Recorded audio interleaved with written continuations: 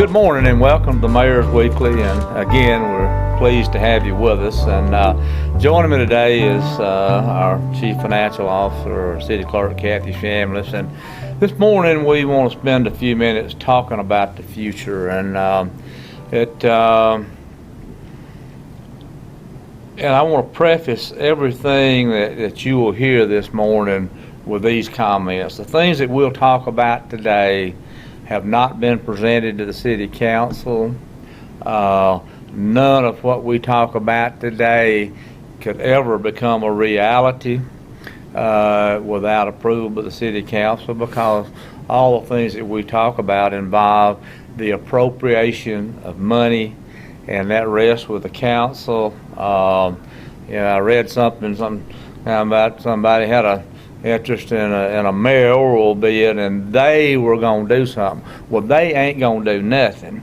I can tell you, nobody knows more about municipal government than Ms. Shamliss. I'm talking about the state of Alabama. And while the mayor can be independent in his thinking, he cannot be independent in action. Is that correct? That's correct. That's just the way it works, isn't it? And I think we learned that maybe back in high school government. I believe it goes that far back. But something that we never need to lose sight of is the winds of change never stop blowing. And but what happens oftentimes in the private sector and in government, you get pinned down, you get used to doing things the way you've been doing things, whatever, and you wake up one day and you say, wow, I'm in an antiquated state, if you will.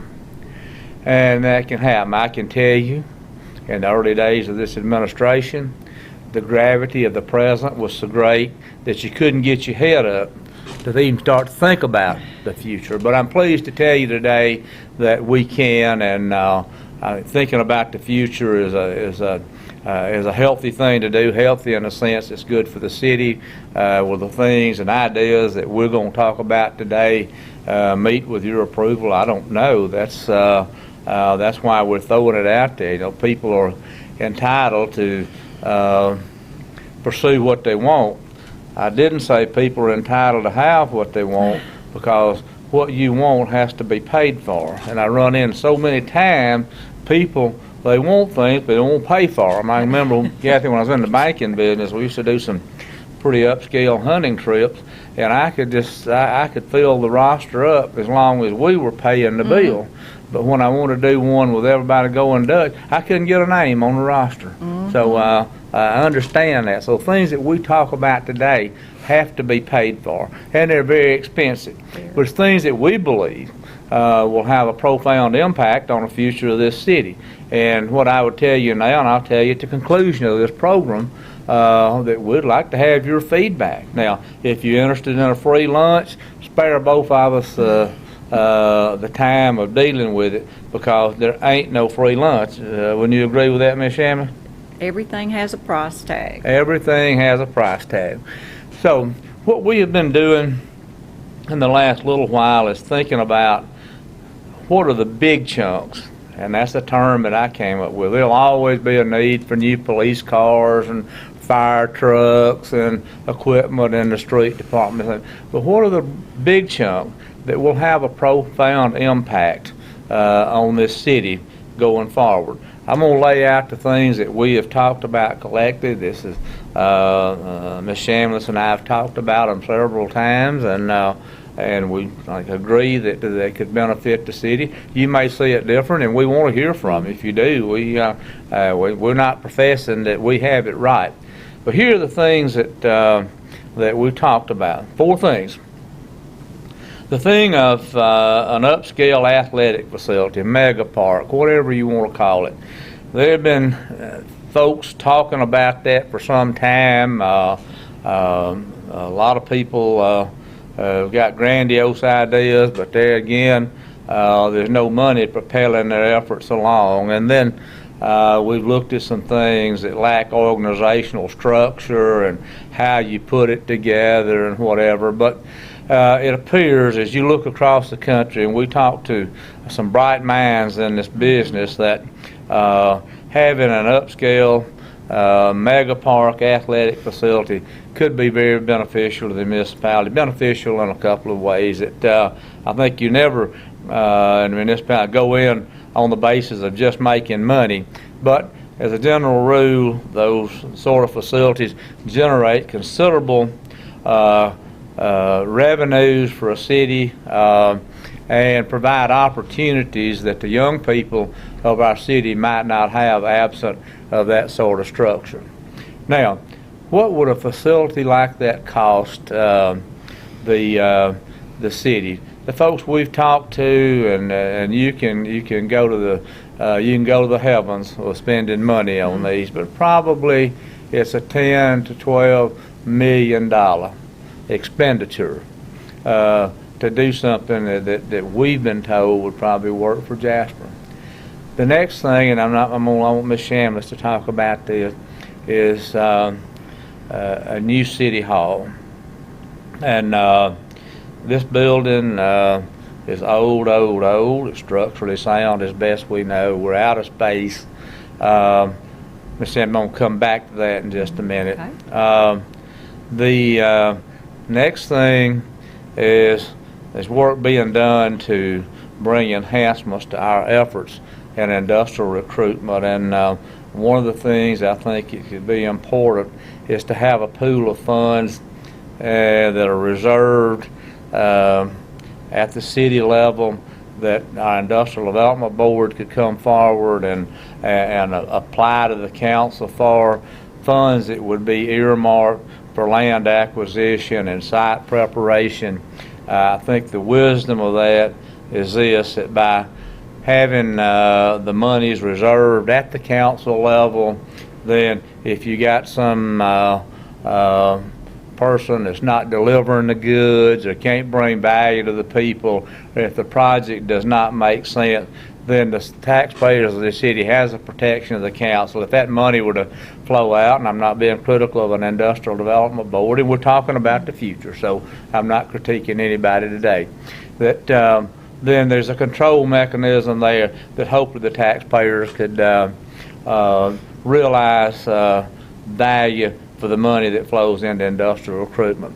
Those sort of things done correctly are going to pay back to the city in a major way. Not easy to quantify jobs and spending money, but it's a given, it's a known that they do. The last thing is I'd like to see another significant effort in paving in the city. What we did 2 years ago got about 75% of the streets that needed paving. I'd like to see us to get in a position where we could start another phase and try to wrap up the remaining 25%. What do I think we need to get that rolling? And this is the best guess, it's probably $5 million.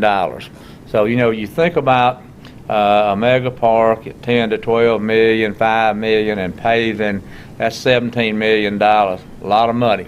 The city's finances are the best they've ever been. Clearly not of a level to just go out and write a check for all that. But Kathy, if you would, I know you've given a lot of thought about the city hall. You have a very good grasp of what our needs are and what you're thinking and where we could possibly go, and we'll talk about what that might cost.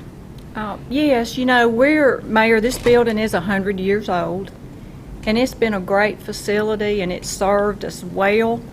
But we have individuals now in areas of the building. I've put them in every corner. I've built out into the hallways, and we're just out of room. We couldn't add another individual to our staff if we have no space for them. And so, and particularly on Thursdays, everyone knows if they've visited this facility on Thursday, there is absolutely our lobby area, you cannot get through it. And, the courtroom is just absolutely not large enough for conducting court. We all know the dangers now of cramming individuals into small spaces, and it's just not a healthy environment. So we've got to think for the future where to locate some additional city facilities for staffing. Right. Well, Kathy, let's talk about where our focus is today and what might happen there. And as recent as yesterday, we had a meeting with an architectural firm, the Birmingham area, that has done work for the city previously. And we sat down at this very table and said, where do we start? We shared with them some of our thoughts, and talk a little bit about that if you don't mind, Kathy. Well, the first idea that we came up with yesterday is to look at Share Auditorium. And I know there's a lot of interest in using Share Auditorium. And so we began to explore the possibility of using Share Auditorium as an administrative facility. There would be parking for staffing, for an admin center, and it just makes sense to start there to hopefully be able to come in and build that Share Auditorium, make the necessary improvements, and use it now for government purposes. Yeah. Seems to make a lot of sense. And what will happen over the next couple of months, we'll be talking with the council and sharing with them our thinking about these projects, and they may have ideas or whatever. But what we go back and do just a recap on the money, Kathy. We know that paving is maybe $5 million. We'll call a mega part 12. That's $17 million. We think Share Auditorium, City Hall would be another $5 million. That goes to $22 million. And then and this number is just something, if we had a couple of $1 million reserved for our Industrial Development Board, then you're $24 million or so. And there's ways to do this. I want to elaborate on that today. And they're very doable. But again, I emphasize that we're not striking out on our own. We're thinking. I think that's what we're charged with doing. I think that's part of the job description. And the council may say, folks, those things don't make sense. If they do, we won't be offended. We'll just move on to something else. But I go back to everybody needs to understand that the winds of change never stop blowing, and they blow you if you don't keep up with them. The way I see it, Kathy, it pushes you closer to the back of the line. So true. And so we want you to know what we're thinking, what we think will have a profound impact on the city going forward. We'd like to hear from you. I always say this: if you write to us with a poison pen, it goes in the trash. We know, please don't write and tell us we need more trucks or we need more police cars. We understand all that. Our focus today is on the big chunks, and we think those are the larger things that will have an impact on this city going forward. So we'll keep you abreast of our discussions as we talk with the council and they make their decisions. But again, I reiterate this: none of what we've shared with you can become a reality without the council approval. No mayor ever gets big enough, smart enough. The law doesn't provide the authority to drive around the council. And so I never want you, and I'm defending myself and I'm defending Miss Shannon. Don't critique us. We can roll it out there, but we can't make it happen. And I'm not trying to get you to jump on the council, but I want you to understand where the authority to appropriate money rests, and it rests with the council. And you can't do the projects that we've just talked about without money. Would you affirm that, Ms. Shamlin? Absolutely can't. And even though our financial position is much, much better, still won't be able to handle those projects within that. Right. And good. So we're pleased to have you with us today, and let us hear from you. If you have ideas, if you think there's something more pressing, our eyes and ears are wide open. We'd like to hear from you. Again, please spare us the poison pen stuff. Please spare us the frivolous and things that are not material to operation of the city. But we would like to hear from you, and we'll be talking to the council to see what their interest might be in these projects. And if I think we know a way that we can go forward, again, we won't elaborate on that. But if they think well of it, then we'll start pursuing. If they think not, then we'll simply slide that over in a file for somewhere down the road and continue on the path we're on. As always, we're glad to have you with us, and we'll look forward to being with you next week. Thank you.